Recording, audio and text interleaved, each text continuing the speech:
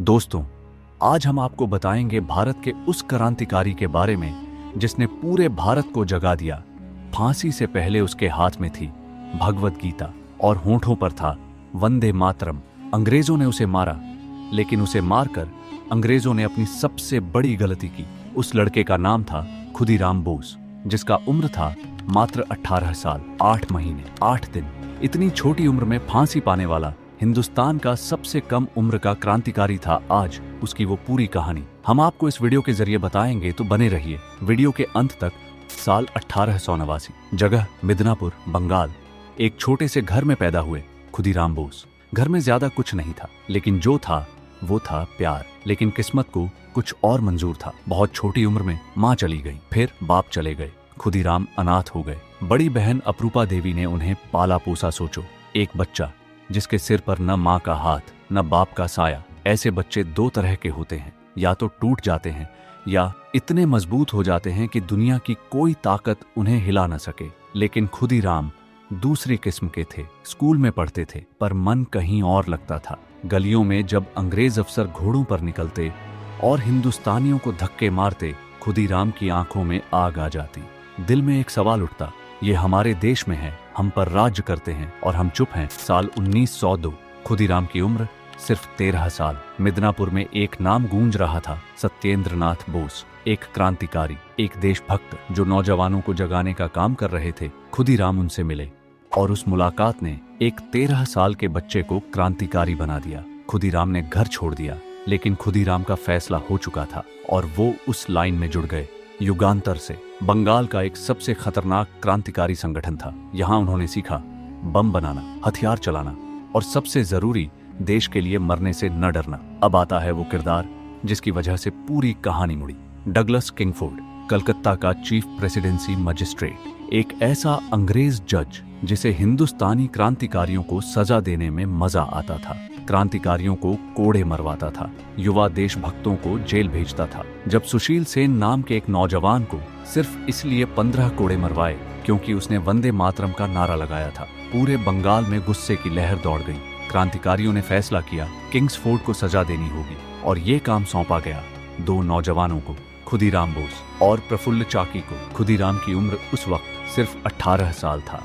Kingsford को तब तक कलकत्ता से मुजफ्फरपुर, बिहार भेज दिया गया था। क्यों? क्योंकि अंग्रेजों को डर था कि कलकत्ता में भी क्रांतिकारी उसे नुकसान पहुंचा सकते हैं। लेकिन क्रांतिकारियों ने भी पीछा नहीं छोड़ा। खुदीराम और प्रफुल्ल मुजफ्फरपुर पहुंचे और कई दिनों तक किंग्सफोर्ड की हरकतें देखते रहे, उसका रूटीन समझते रहे। कब निकलता है, किस गाड़ी में बैठता है और कौन सा रास्ता जाता है। 30 अप्रैल 1908 रात का वक्त था। यूरोपियन क्लब से एक बग्घी निकली। खुदीराम और प्रफुल्ल ने देखा किंग्सफोर्ड की बग्घी है, और फिर उन्होंने बम फेंका। धमाका हुआ, बग्घी तबाह हो गई। लेकिन एक दर्दनाक गलती हो गई। उस बग्घी में किंग्सफोर्ड नहीं था, उसमें थी मिसेस कैनेडी और उनकी बेटी, दो निर्दोष महिलाएं। दोनों की मौत हो गई। खुदीराम और प्रफुल्ल अंधेरे में भाग निकले। दोनों अलग अलग दिशाओं में भागे। रात भर दौड़ते रहे, भूखे प्यासे थके हुए। 25 मील पैदल चले। सुबह हुई। खुदीराम एक रेलवे स्टेशन पर पहुंचे, वैनी स्टेशन। वहां बैठे, पानी मांगा, लेकिन एक पुलिस वाले की नजर पड़ गई। खुदीराम का चेहरा पहचाना और गिरफ्तार कर लिया। 18 साल का वो लड़का पुलिस के सामने था।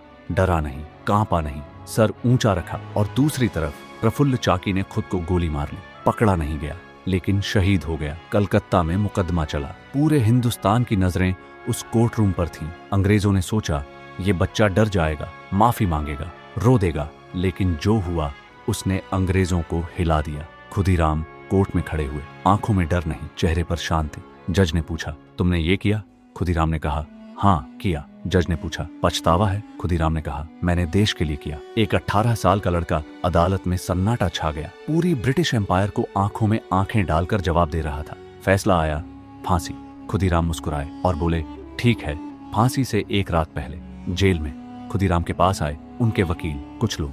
सबने सोचा वो डरे हुए होंगे, रो रहे होंगे, लेकिन खुदीराम शांत थे। उन्होंने उस रात भगवत गीता पढ़ी, सोए। सुबह उठे, नहाए और फांसी के लिए तैयार हो गए, जैसे कोई किसी मेले में जाने की तैयारी कर रहा हो। जेल के अधिकारियों ने बाद में कहा, हमने बहुत मुजरिमों को फांसी दी, लेकिन ऐसा कभी नहीं देखा जो इतनी शांति से फांसी की तरफ चला हो। 11 अगस्त 1908, मुजफ्फरपुर जेल। सुबह की रोशनी। खुदीराम बोस हाथ में भगवत गीता लिए फांसी के तख्ते की तरफ, होंठों पर वंदे मातरम। जल्लाद कांप रहा और खुदीराम मुस्कुरा रहे थे। फांसी का फंदा गले में पड़ा और 18 साल 8 महीने 8 दिन की उम्र में खुदीराम बोस शहीद हो गए। हिंदुस्तान का सबसे कम उम्र का क्रांतिकारी। जब खुदीराम की फांसी की खबर फैली, पूरे बंगाल में मातम छा गया। दुकानें बंद हो गईं, स्कूल बंद हो गए, लोग सड़कों पर निकल आए। औरतें रो रही थीं, बच्चे रो रहे थे और नौजवान गुस्से में थे। बंगाल में एक लोकगीत बन गया जो मामियां अपने बच्चों को सुनाती थी। उस गाने में खुदीराम की कहानी थी, उनकी बहादुरी थी, उनकी मुस्कान थी। अंग्रेजों ने सोचा था एक लड़के को फांसी देकर क्रांति को दबा देंगे, लेकिन हुआ उल्टा। उस एक फांसी ने हजारों नौजवानों को क्रांतिकारी बना दिया। भगत सिंह ने बाद में कहा, खुदीराम बोस हमारी प्रेरणा थे। खुदीराम बोस सिर्फ 18 साल थे। न कोई बड़ी सेना थी, न कोई बड़ा पद, न कोई बड़ी ताकत। बस एक चीज थी, देश के लिए जान देने का जज्बा। आज जब हम आजाद हवा में सांस लेते हैं तो उस हवा में उस 18 साल के लड़के की सांसें भी हैं, जिसने फांसी के तख्ते पर खड़े होकर मुस्कुराकर दिखाया, मौत से डरते वो हैं जिन्हें जिंदगी से प्यार होता है। हमें देश से प्यार है। खुदीराम बोस अमर रहे। वंदे मातरम।